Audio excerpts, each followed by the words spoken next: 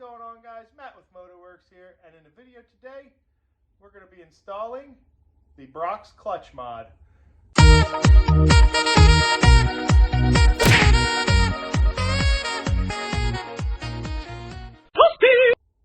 then stick around after the video because I'm going to go over some changes I made to the bike to maybe get those ETs a little bit lower. Let's get started.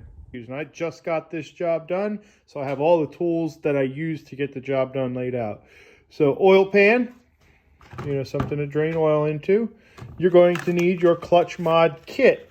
And again, I just installed it, so I don't have any of the pieces left, which is a good sign, especially with the setup I went with.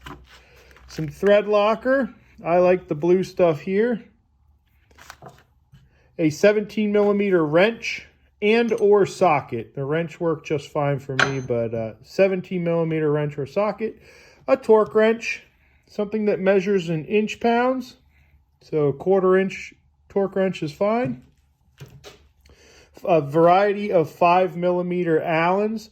A number 8mm, I don't know why I just said a number 8mm socket. Both deep and shallow, whichever you have would be just fine. A 1/4 inch ratchet to go with it, or 3/8. I just use a 1/4 because that's what I had. A 27mm socket. A big screwdriver, big flat blade screwdriver, something that's good for prying and or a pry bar. Smaller blade, flat blade screwdriver. Magnet, and now I used an impact on it, and that's perfectly fine. If you don't want to use an impact, you can get a clutch holding tool and a 1/2 inch torque wrench. You can use that, but it's just for tightening the clutch hub. So an impact worked just fine for me. And then an assortment of rags, just a paper towel roll of rags or some microfiber, whatever you prefer. And then a little bit of brake cleaner for some cleanup. Okay, to get started on this job, we just have to take this clutch cover off here. So in order to get access to all the bolts that secure the clutch cover on, I am going to have to remove these 2 lower Allen bolts, and I'll probably just remove this clip up front here. And the only reason I'm doing that is so that way I can just pull this fairing out, and then that'll give me access to the rest of the bolts on that clutch cover. The other thing I'm going to be doing is I'm going to be draining the oil out. And you want to just make sure that, yes, you need an oil drain pan, but make sure it's clean. Now, if your bike is on its side stand, I imagine you probably won't have to drain the oil out of the bike. I only have to do it because I'm up on a lift and the bike is upright. So that's what I'm going to get busy doing. So as long as nobody stripped out your drain plug, it should be a 17mm bolt. And if this is the first time seeing that, drain plug is right there on the bottom.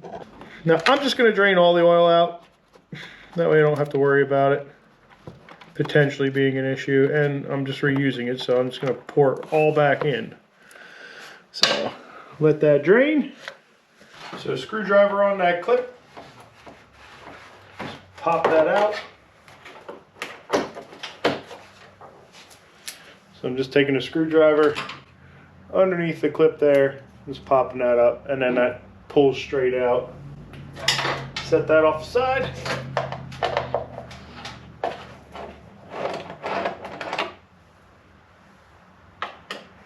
You should be a 5mm.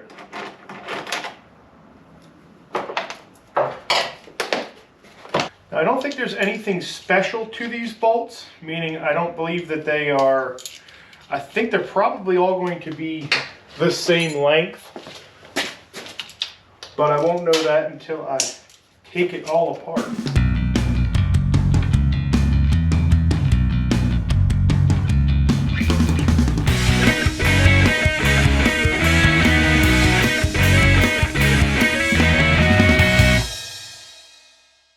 All right, now all the screws are out, or bolts are out, I should say. And they are all the same length, so you don't have to worry about labeling them in any form or fashion. They all will go into any hole on there, it's fine. The only one I saw that was different is this screw right here, and it had Loctite on it, and it was right back there. My lighting in here isn't the best, but it was right back there, and I'm just gonna put Loctite back on it. I don't know why there was Loctite on it, but if there was Loctite on it, maybe it helps seal stuff in. Who knows? But that one bolt had Loctite on it, so I'm just gonna put it back on when I put it back together. Take our screwdriver, take a rag here in the corner, and they have these little pry tabs here. This one's up top here. I'm just going to pry gently out on that tab. Not so much that we break anything, but we're only prying on the tab. I'm not actually prying beyond the tab and getting into that gasket, because again, it is reusable, so you know, you don't want to pry on it. And okay, looks like we are still in good shape on this gasket. It's all on the cover here. There's a couple pieces of it on the case, but as long as we leave those intact and we don't touch them with anything, it should be perfectly fine. Now I'm just going to take this and all the bolts that went with it, set the bolts inside the clutch cover housing for now, and I'm going to set that off to the side on a nice soft rag.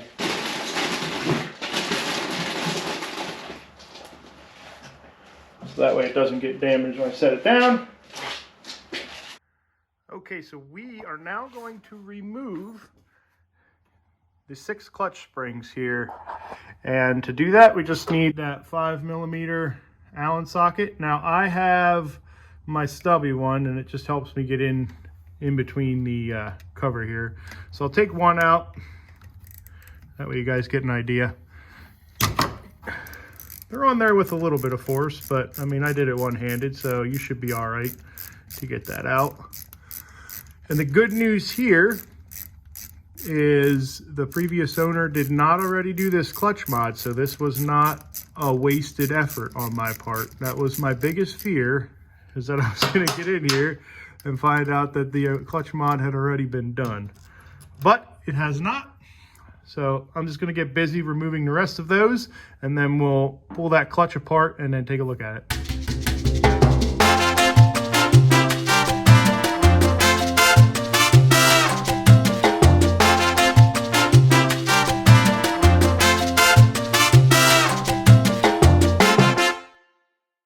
We don't need these springs or these spring caps here or hats here. We don't need that stuff anymore. We do need the bolts, so pull those, set those aside. We will be reusing the bolts. Springs are out, so now we can start to take our clutch apart. And I can't really do this one-handed, but pretty much we're going to be removing just all the clutch plates, discs, everything there. And the way I'm going to do is I'm just going to reach back here with my hand, and I'm going to pull out on the stack of clutch plates and get them all to come out. Now, if you need to know, there is going to be one plate or friction disc that is offset, and that's right on the outer edge here. And as long as you take this apart and set it down, I'm basically just going to take this out. I'm going to set everything down like this. So when I go to put it back together, I just pick it up and I set it in that way. All right. Nice clean paper towel. That's why I said get plenty of paper towels. Have a nice roll of them. Set it down, and then we're just going to remove these clutch plates. And pull them out, and we're just going to set them down. So I came out and I came down. All right, and we're just going to be mindful of what's in there. So as I pull this out, there's going to be a rod with this little hat on it, I guess you could call it. So it's got this rod here, this push rod. It's got what I like to call a little sombrero there. The way this is set up here, this washer is going to rest against this outer plate. There's going to be a bearing in between it, and then there's just the back side of it. So the bearing gets sandwiched between this washer. So make sure that you have all that stuff and it all comes out, and then you can just set that inside the outer plate there, and then you should be good to go. Now, if all you want to do is just replace and install the clutch mod, then you don't have to go any further than what I did right there, because everything I need to access is right in here. This is the only thing we are after, is removing this nut right here and getting access to these springs on the back side of this here. So if all you want to do right at this point is install the clutch mod, then that's what I'm going to show you how to do now. Just keep in mind, I'm also going to check the clutch, so I'm going to take a few minutes to do that after, but for right now, I'm going to show you, how to take this off and install that clutch mod. Now I'm using an impact. You don't have to. You can get the special tools that hold the inner hub here, but impact works just fine.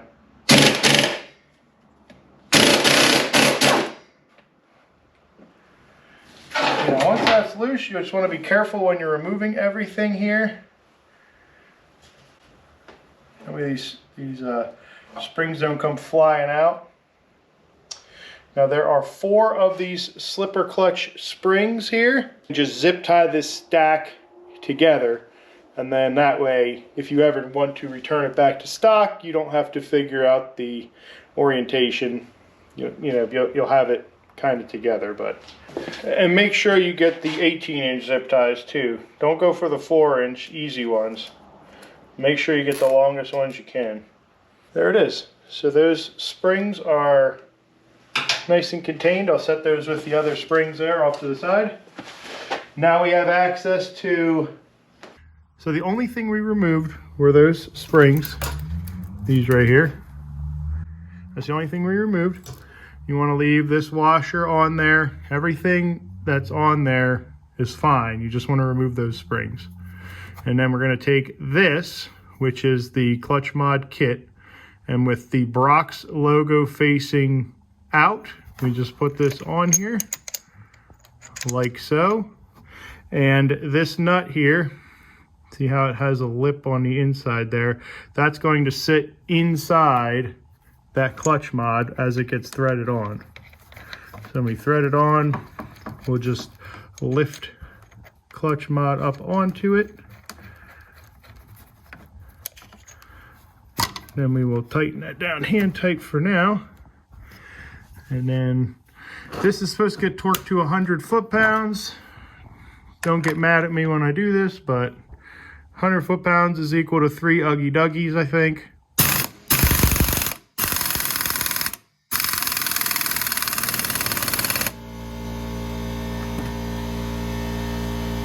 Good. Now, if that's all you want to do is install the kit and the springs, at this point you'll just start to reassemble the bike. Now I am going to take the clutch plates out and actually visually inspect them. So if you don't want to watch that, just fast forward ahead to the part where I'm putting this back together. Okay, before I examine the plates and the friction discs, I want to take a look at this clutch basket and this inner hub here, because the clutch basket, which is this outer portion, this is what connects to the engine and spins with the engine, and then this inner hub here is what actually connects to the transmission. And the reason that spins freely right now is because the transmission is in neutral. So what I'm looking for on this is I'm looking to see if there's any wear on these teeth or these cogs here. And the wear would be coming from these steel plates engaging, or when power gets transferred from the engine to the transmission, those would be getting, those would be catching on here. And you could start to see that it puts little indentations in there. Now what'll happen over time is these will actually start to wear grooves in both this, and then this friction disc here will wear grooves into this outer basket here. And then it'll just make the clutch real jerky, real notchy when you go to release the clutch and engage the clutch. So I'm just looking to see the condition of these right now, and everything looks good there. So I'm not concerned about that. Now I'm going to take and look at the actual clutches and see what shape those are in. So I have all of my discs and plates laid out here. Disc, I'm referring to this as a friction disc, and that is the plate. So it's a steel plate, metal plate. You know, what I'm looking for on the friction disc is that there's plenty of material there, and believe it or not, that right there is plenty of material. All right, I'm also looking to make sure that all of the material is there. Got a little bit of something in that, nothing to worry about. I'm just making sure that all the material is there, nothing is worn off. And I'm making sure that, you know, it looks good. Also making sure that these edges here aren't all rounded off or smashed in, because again, that'll make engagement and disengagement rough. So this looks good there. That one looks really healthy. And I'm also looking for any burning or scoring, and this does not have it. Now the way I took this apart is remember, I pulled it out and I just set it down. So this was the first thing to get set down. So all I'm going to do is, after I inspect it, I'm just going to set it off to the side. And then I'm going to inspect the next part here. I'm going to set that on top and repeat the process throughout. So boom, boom, boom, boom, boom. You get it. You get the idea. Now on this, there is a little bit of, this one did have a little bit of heat in it, and you can see, but you can tell by those hot spots there. But it's nothing that I am too concerned with at this point here, because the clutch still seems to be grabbing pretty strong. And I suspect it's possibly from when I was going real fast, you know, maybe it was slipping just a little bit. Plus I have been launching this at the drag strip, so any number of things can lead to these little hot spots here, but this isn't anything that would concern me. So if you have this on yours, I wouldn't be too concerned with that. That looks good. Again, same thing like all those frictions. You just want to make sure that these aren't all rounded off or, you know, very pointy and sharp. You know, you want to make sure that these are nice, because that'll just help with that clutch engagement as well. So that looks good there, front and back. Like I said, this was the outermost, so this one's probably under the most stress because it's the last one to get engaged. So when you're launching the bike, you know, this is probably going to be the one that has the most heat in it. So at that one there, I'm not too upset with. And again, stack it right on top of that. And then when I go to put this all back in the bike, it's just going to get picked up like this. Boom. And then this will be the last plate facing out. All right. I'm just going to keep looking at these. They all seem to look pretty good. When I was taking them apart, they all seem to look pretty good. So I don't think I have any issues with my clutch. So I'm just going to go through those quick, and then we're going to put it back together. Typically the way a clutch gets assembled is you have a steel, and then you have a friction that gets put on and sandwiched in between. So there's a quote-unquote steel on the back there. I'm just going to put this clutch plate in. I just knocked my whole stack down. Figures. And then you're just going to put this one in. You're going to line up those grooves there and slide that the whole way back. Now you don't have to worry about getting it the whole way back, but just get it back as far as you can. So that's resting on a steel. Now I'm going to get another steel plate. And again, since I took it out like this, just picking them up and I'm installing them just like that. Just that little half flip there. All right, now this is where I wanted to show you guys the next thing, because in case you're wondering what these are. So this is just a flat washer. And if you look, you can see where the concave washer was actually riding on it. So there's the one side, and there's the other side. That's where that concave washer was riding on. I think they call it the judder spring or something. Camera won't focus, but so you just want to put that in just like so, and slide that in there like that.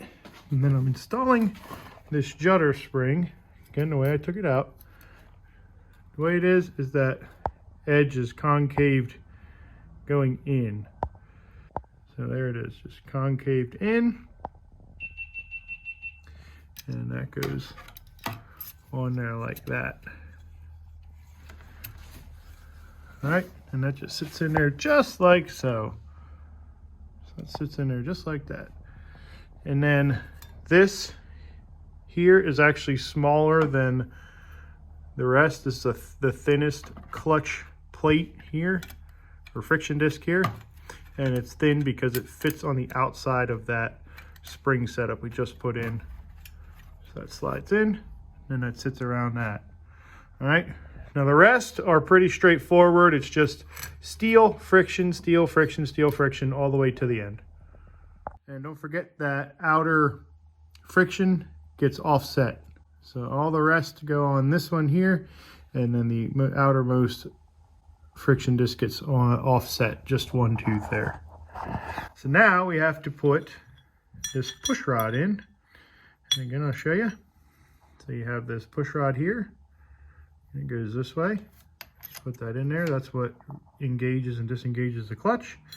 Then that push rod, there goes this bearing. Just want to make sure all the rollers are in there and they freely move. Just put that on there. There's no real specific way where that goes. Just make sure you get it on there. And then, of course, it's going to be difficult to stick. Where that magnet comes in handy. Just want to take this washer, this guy here, and you can see kind of where it was riding on the bearing before. Just install it where it was riding on that bearing before, so that's odd. Put it back on there. And I feel it goes without saying, guys, just make sure when you're putting this stuff together, it's clean. It's not all dirty and grimy. You know, clean up your workstation beforehand, so you don't have a lot of grit there. And when you put this cover back on, see how there's teeth at the top here? Right here? Those are going to engage on this here when you're putting this back together. So you want to make sure that you get this assembled correctly to where this will sit in there and actually clip in place. You shouldn't be able to rotate this when this is in there correctly. So what I say is you just put it on, you spin it around until it engages. Just like that. So I actually pushed in on the clutch a little bit. That's actually engaged on the clutch stack there. And this one might have a special way it goes on, but I don't think so. Nope, that's good. Nope, as long as that's not able to freely spin and that's engaged. There we go. So that is engaged. Pull it out just a little bit here. That is not. So you want to make sure that you get this thing all the way in and engaged on those teeth. Just like that. All right, so that's all assembled. Heavy duty clutch springs.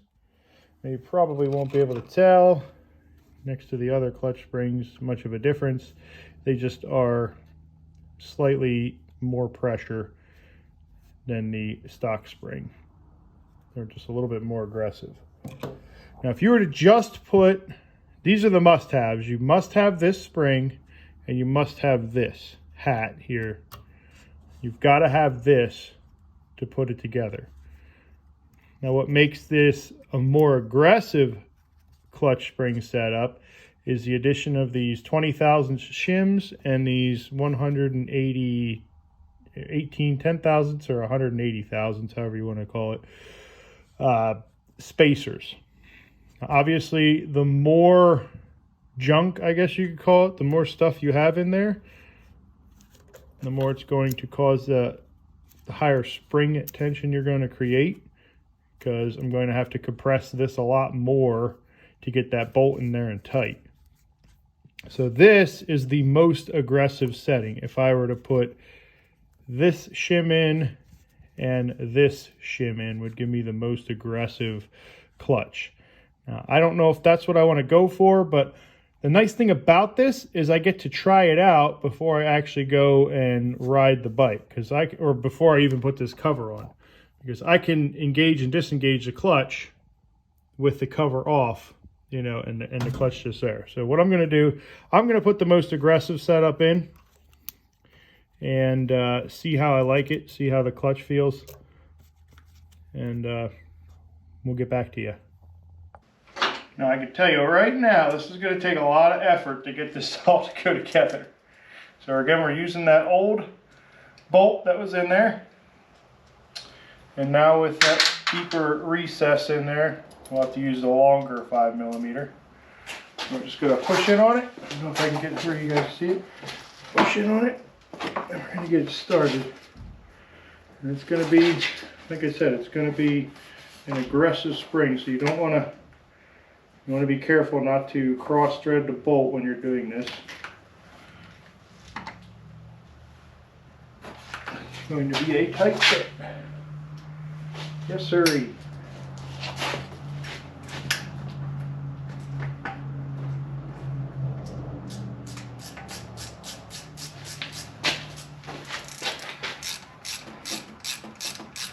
So there that is. Boy, oh boy, is that aggressive. So that's tight.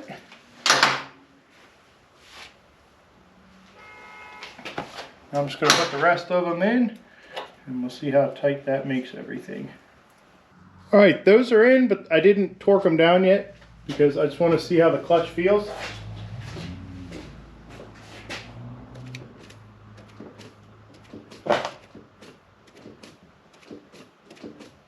Doesn't feel too bad. Feels a little bit more aggressive than stock, but nothing I'm worried about. So I'm just going to button everything up now and put the cover back on. 78 inch-pounds is what the manufacturer recommends on the clutch bolts, or clutch spring bolts. And oh yeah, those are a little bit deeper, I forgot. Let's torque those up. And sometimes you'll be surprised how little torque things get. You're not setting the world on fire with these. These are only 6mm bolts. And you could strip these out easy. So, whatever the manufacturer recommends, set it to that, and you should be good to go. So those are torqued. Now I'm just going to wipe around this case here. Again, I'm not worried about it. The gasket should be perfectly fine, and reseal everything up without any issues. If it leaks, worst thing I gotta do is take out a couple bolts and reseal it. I'm not too broken up about something like that, but I can assure you that it's not going to leak. It should be just fine. And except for that one bolt, you know, that had Loctite on it, all these bolts are the same. So just grab a bolt and start threading it in. And I think this gets torqued to 87 inch-pounds, I believe. That's what these bolts get torqued to. Final bolt here, little blue Loctite. On that there, little dab will do you. And then this guy's going right in here.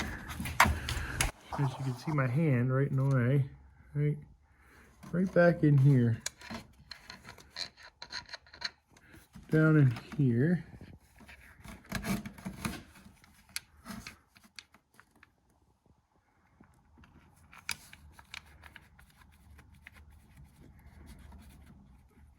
So none of the other ones had it on there. This one did.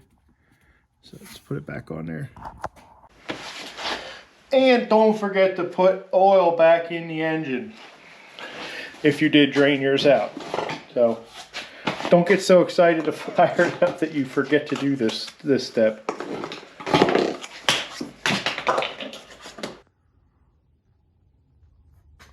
Now it's time for the moment of truth. Start it up and we just listen to it, see if we hear any abnormal noises. So we're in neutral.